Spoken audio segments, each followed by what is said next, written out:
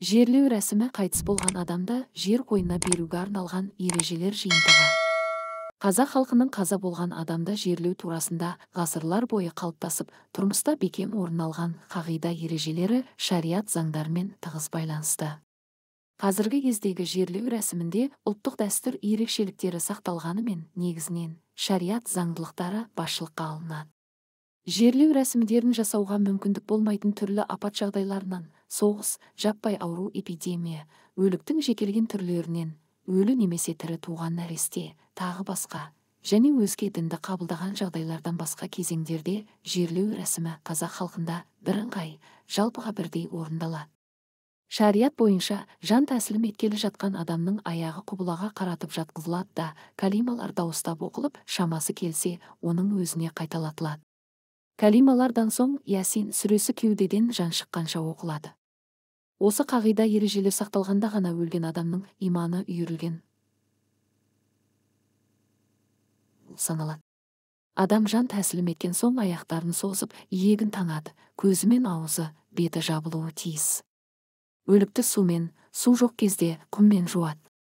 Мәйіт жерлеу алдында 3 рет тазаланып жуылып, маңдайы, иығы, алақаны, қол-аяқтары майланып, иіс-су себіліп, басы құбылаға қарата жатқызылады. Содан соң мәйітті кебіндеп, беті киіз не кілеммен жабылған соң, қазаға жиналған мұсылмандар жаназа намазын оқиды. Мәйітті жуудың, кебіндеудің және жаназа оқудың өз шарттары мен ережелері бар. Мәйітті алып жүргенде ең кемі 4 адам көтеру сүннет. Шариат бойынша өлікті уақыт оздырмай жер қойнына беру қажет. Қабірдің басы батысқа қарата қазылады. Оланы тіктеп 1-5 не 2-4 бұрышты етіп тереңдей қазады. Мұны сыртқы үй дейді.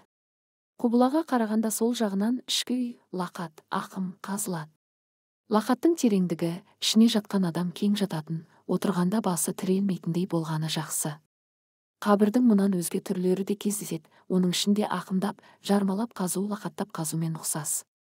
Тек сағаналап қазуда көр бөлме сияқты етіп қазылады да, қабырғалары берік ағашпен өріледі. Мұның қай-қайсында болса да, мәйітті оң жамбасымен, басын құбылаға беріп, бетін құбылаға аздап бұрып қояды. Өлік иістенген дене мүшелері бөлшектенген жағдайда табытқа салып көміледі, басқа уақытта табытпен жерленбейді.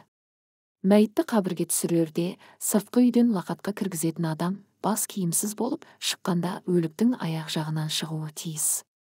Лақатқа түсірген соң кебіннің басын, ортасын және аяқ жағын байлаған кебін орамалы шешіліп, сыртта тұрған адамдарға жіберіледі. Олар қабірдің жас топырағынан орамалға уыстап топырақ тастаған соң, өлгенге топырақ салу, оны қабір ішінде тұрған адамға қайта береді. Ол топырақты мәйіттің бас жағына төгеді. Мәйіттің бас жағы биіктеу болуы керек. Лақаттың аузын қам кірпіш, қамыс, тағы басқа нәрсемен жабады. Сыртқы үйін топырақпен толтырады. Қабірге белгі ретінде күмбез тұрғызу міндетті емес. Одан гөрі марқұмға бағыштап жиі Құран оқып тұрған жөн. Фәни өмірге келтіру де, кетіру де Алланың ісі, сондықтан кісі өлгенде қатты жылап сықтау, шаш жайып, бет жыртып, Алланың ісіне қарсылық еткендей болу дұрыстыққа жатпайды.